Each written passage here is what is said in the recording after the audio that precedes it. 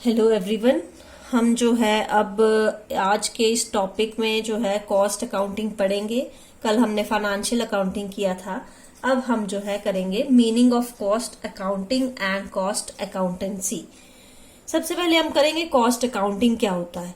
तो जैसे financial accounting में हम जो है ट्रांजैक्शंस को रिकॉर्ड करते थे, क्लासिफाई करते थे, उनको जो है समराइज करते थे, उसी तरह कॉस्ट अकाउंटिंग में जो है जब भी एक्सपेंसेस को, जिससे प्रोडक्ट बन रहा है, उनके एक्सपेंसेस को हम जो है रिकॉर्ड करते हैं और उनको क्लासिफाई करते हैं, उनको समराइज किया जाता है ताकि हमें जो है टोटल कॉस्ट का पता चल सके। तो उन सब जो चीजें हैं, उन सब प्रोसेस को जो है हम कॉस्ट अकाउंटिंग बोलते हैं। तो इसका जरूरी क्यों होता है कॉस्ट अकाउंटिंग हमारे लिए? कॉस्ट के जो डाटा है वो जानना क्यों जरूरी है? क्योंकि इसके बेस पे ही हम कॉस्ट को जो है कंट्रोल कर सकते हैं और उसको रिड्यूस कर सकते हैं। तो कॉस्ट अकाउंटिंग की क्या क्या मेन जो है फीचर्स हैं, क्या विशेषताएं हैं, इससे लागत के बारे में संपूर्ण सूचनाएं प्राप्त होती हैं कि प्रोडक्ट को बनाने के लिए कौन कौन सी लागत आ रही है। Product wise, department wise, process wise, किसी भी तरह की आप पर यूनिट या टोटल कॉस्ट आप कैलकुलेट करना चाहते हो तो उसके लिए लागत लेखांकन जो है कॉस्ट अकाउंटिंग हमारी हेल्प करता है। ये वस्तुओं और उत्पादन के सेवाओं को प्रदान करने हेतु आय और व्यय का लेखांकन करती है कि किसी भी प्रोडक्ट को खरीदने और उसकी जो है उसके ऊपर लेबर लगाने, उस पे कितने और ओवरहेड्स किए जा रहे हैं, इन सब ट्रांजैक्शंस का रिकॉर्ड जो है लागत लेखांकन में किया जाता है। नेक्स्ट विशेषता आ गई, टेंडर्स तैयार करने में भी लागत लेखांकन का सही हेल्प होती है। लागत लेखांकन से टेंडर का मतलब क्या होता है कि जब भी हमें कोई कॉन्ट्रैक्ट चाहिए होता है तो उससे पहले जो है वो कंपनी जिसने कॉन्ट्रैक्ट देना होता है वो टेंडर भरने के लिए इनवाइट करती है। अब बाकी जो ऑर्गेनाइजेशंस होंगे वो टेंडर फिल करेंगे। टेंडर में क्या फिल किया जाता है कि उस पर्टिकुलर कॉन्ट्रैक्ट, उस पर्टिकुलर प्रोडक्ट को बनाने के लिए आप कितना खर्चा जो है वो करेंगे।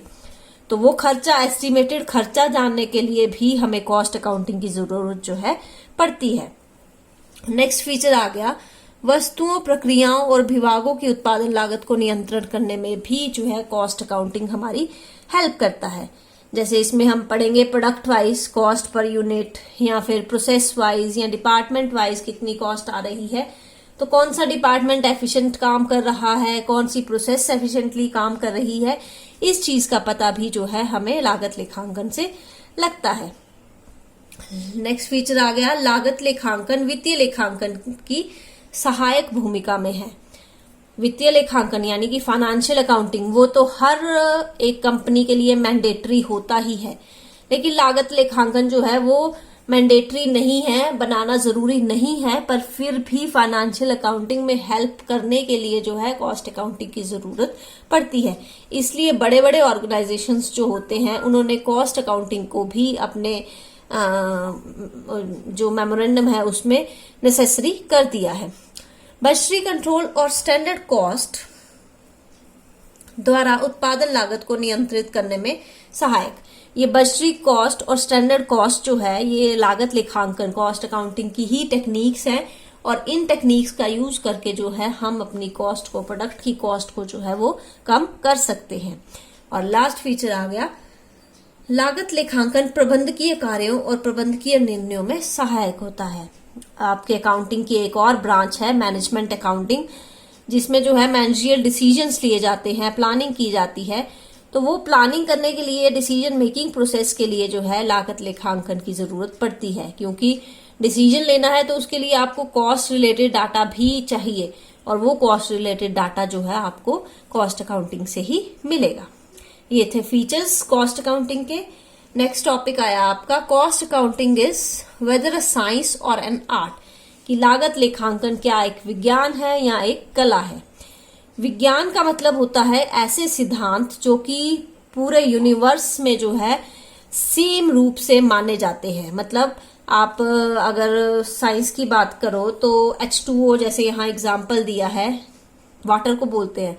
तो आप चाहे इंडिया में हो चाहे बाहर किसी देश में हो, वो सब जगह सिमिलर ही चलेगा कि H2O ही है। इसी तरह मैथ्स में आप टेबल कर रहे हो 2 इंटू 2 4, तो वो चाहे इंडिया में है या बाहर है, वो 4 ही रहेगा उसका आंसर। तो ये मैथमेटिक्स भी एक साइंस है।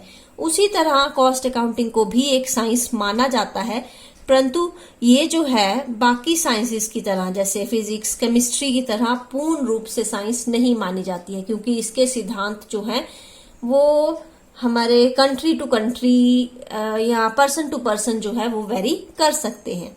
जैसे यहाँ एग्जाम्पल दिया है कि डेप्रिसिएशन का रेट ही अगर लगाया जाता है तो वो कोई 10% लगा रहा है, कोई 14% लगा रहा है, कोई 15% लगा रहा है। तो ये डिपेंड्स करता है कि उस टाइम क्या परिस्थितियां थी, उसके अकॉर्डिंगली डेप्रिसिएशन जो है वो लगाई गई। तो एक सिमिलर साइंस नहीं है जो हर जगह फॉलो किए जाएंगे, लेकिन इसके अपने कुछ सिद्धांतों की वजह से इसे साइंस माना जाता है। अब ये साइंस तो प्रूव हो गया कि कॉस्ट अकाउंटिंग साइंस है, पर कॉस्ट अकाउंटिंग को आर्ट्स भी माना जाता है, क्योंकि ये पर्सन टू पर्सन डिपेंड्स करते हैं। इसके अप्लाई कर टूल्स को अप्लाई करने की टेक्निक्स जो है वो हर पर्सन की अलग अलग हो सकती हैं। इसलिए जो जितना एफिशिएंट होगा वो उन टेक्निक्स को एफिशिएंटली कर रहा है, जो कम एफिशिएंट होगा वो इनएफिशिएंटली कर रहा है। इसलिए जो है हमारे लागत लेखांकन को का आर्ट्स भी माना जाता है। तो जो लागत लेखांकन है वो विज्ञान भी है और कला भी। नेक्स्ट टॉपिक आया आपका कॉस्ट अकाउंटेंसी। कॉस्ट अकाउंटिंग और अकाउंटेंसी में क्या फर्क है? कॉस्ट अकाउंटिंग जो है लागत लेखांकन जो कि हमने अभी पढ़ा, वो लागत लेखा शास्त्र का एक अंग है। लागत लेखा शास्त्र जो है वो एक वाइडर टर्म है जिसका स्कोप ज्यादा है। उसमें कॉस्ट अकाउंटिंग के अलावा भी और कई चीजें यूज की जाती हैं, जैसे costing techniques, cost control techniques जो हैं, कॉस्ट ऑडिट यूज किया जाता है। तो इन सब चीजों की यूज करने की वजह से कॉस्ट अकाउंटेंसी जो है एक वाइडर टर्म बन जाती है। तो वाइडर टर्म क्यों बनती है कि कॉस्ट अकाउंटिंग का क्या स्कोप है, इसमें क्या क्या चीजें शामिल की जाती हैं। तो फर्स्ट आ गया आपका कॉस्ट कैलकुलेशन, कि कॉस्ट अकाउंटेंसी में जो है हम खर्चों को, जितने भी एक्सपेंसेस हुए हैं प्रोडक्ट को बनाने के लिए, उन सब की कॉस्ट को जो है लिखते हैं, उनको जो है एनालाइज किया जाता है, उनका विश्लेषण किया जाता है और टोटल कॉस्ट की जो है टोटल कॉस्ट की गणना जो है वो की जाती है। उसके बाद आता है कॉस्ट अकाउंटिंग। ये भी कॉस्ट अकाउंटेंसी का ही एक हिस्सा है, जिसमें हम जो है प्रिंसिपल्स के अकॉर्डिंगली जो है जो भी कॉस्ट आई है उसको कंपेयर करते हैं, उसका एनालाइज करते हैं, उसको कंट्रोल करने की कोशिश करते हैं। नेक्स्ट आ गया आपका कॉस्ट कंट्रोल। इसके लिए हम कॉस्ट अकाउंटेंसी की टेक्निक्स जैसे कि स्टैंडर्ड कॉस्टिंग का यूज करते हैं, जिसमें हम पहले से ही स्टैंडर्ड फिक्स कर लेते हैं कि हमारा मटेरियल खरीदा जाएगा तो वो 10,000 रुपए का खरीदा जाएगा। एक्चुअल में वो मटेरियल कितने का आया, हो सकता है वो मटेरियल 9,000 का आया हो सकता है वो मटेरियल 11,000 का आया हो। तो वो वेरिएशन किस वजह से आई, ये टेक्निक्स भी कॉस्ट अकाउंटिंग में हेल्पफुल होती हैं कॉस्ट को कंट्रोल करने के लिए। और लास्ट आ गया इसमें कॉस्ट ऑडिट। कॉस्ट ऑडिट का मतलब होता है कि जो डाटा प्रोवाइड किया जा रहा है कंपनी में वो ट्रस्टवर्दी है, शुद्धता है उसमें या नहीं है, उसको हम ऑडिट बोलते हैं। तो एक्चुअल में कितना खर्चा किया गया और जो सामने आपको फिजिकल रूप में चीजें दिख रही हैं वो कितनी हैं, उन चीजों को कंपेयर करके जो है कॉस्ट ऑडिट किया जाता है। ये था आपका कॉस्ट अकाउंटेंसी का स्कोप। और लास्ट टॉपिक आज का आ गया हमारा financial accounting versus cost accounting, कि फाइनेंशियल अकाउंटिंग और कॉस्ट अकाउंटिंग को जो है हम कैसे कंपेयर कर सकते हैं। तो यहाँ एक एग्जाम्पल दिया गया है जिसके थ्रू जो है मैं आपको बताऊंगी कि फाइनेंशियल अकाउंटिंग में डाटा कैसे प्रेजेंट किया जाता है और कॉस्ट अकाउंटिंग में कैसे किया जाता है। फाइनेंशियल अकाउंटिंग जब आप बनाते हो या आपने किया है, trading and profit and loss account बनाते हैं, जिससे हमें ग्रॉस प्रॉफिट और नेट प्रॉफिट का जो पता है वो चलता है। ओवरऑल प्रॉफिट मींस ये प्रॉफिट किन कारणों की वजह से आया या किस डिपार्टमेंट से आया, किस प्रोसेस से आया, इसका पता जो है हमें नहीं लगता। अब यहाँ बताया जा रहा है कि नेट प्रॉफिट हमारा 20% है सेल का और 60,000 रुपए का है, जो कि 20% प्रॉफिट किसी भी ऑर्गेनाइजेशन के लिए सफिशिएंट माना जाता है, अच्छा माना जाता है।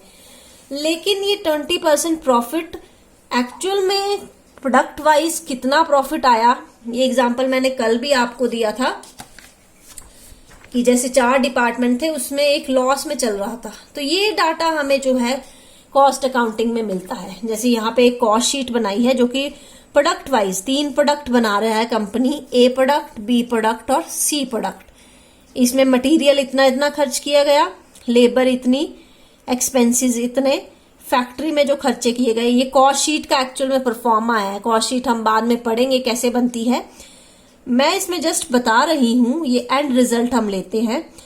ए डिपार्टमेंट का प्रॉफिट जो है 60,000 और इतने % था। बी डिपार्टमेंट जबकि लॉस में चल रहा है 18,000 के, और सी डिपार्टमेंट 18,000 के प्रॉफिट में चल रहा है। ओवरऑल प्रॉफिट हमारा सिमिलर आया 60,000, 60,000, 20%। लेकिन अगर हम लॉस वाले डिपार्टमेंट को यानी कि बी डिपार्टमेंट को खत्म कर दें, इस डिपार्टमेंट का प्रोडक्शन जो है बंद कर दें, तो जो हमारा ये लॉस है, जो 18,000 का लॉस था, वो यहाँ पे प्रॉफिट में बदल जाएगा, प्लस 18,000 जो है वो प्रॉफिट हो जाएगा। यानी कि हमारा एक्चुअल प्रॉफिट जो है वो 78,000 का हो सकता है और ज्यादा बढ़ सकता है अगर हम बी डिपार्टमेंट को जो है बंद कर दें। तो बी डिपार्टमेंट की ये इनएफिशिएंसी जो है फाइनेंशियल अकाउंटिंग में शो नहीं हो पाई। ये फाइनेंशियल अकाउंटिंग में इस तरह से डाटा आप बना चुके हो, कॉस्ट अकाउंटिंग के टेक्निक को यूज करते हुए हमें पता चला कि बी डिपार्टमेंट जो है इनएफिशिएंट था और इस डिपार्टमेंट को बंद कर देना चाहिए, जिससे हमारा ओवरऑल प्रॉफिट जो है 78,000 तक पहुंच सकता है।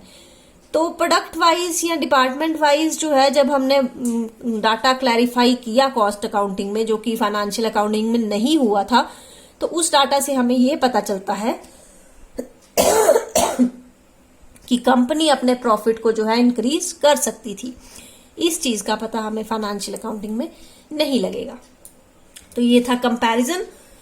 अगर ये कॉस्ट अकाउंटिंग में आपको कुछ भी समझ ना आया हो, इसके मीनिंग, स्कोप, या फिर जब इसको कंपेयर किया गया है, तो आप मुझे कमेंट सेक्शन में लिख दीजिए, मैं उसको फिर से एक बार क्लियर कर दूंगी। Thank you.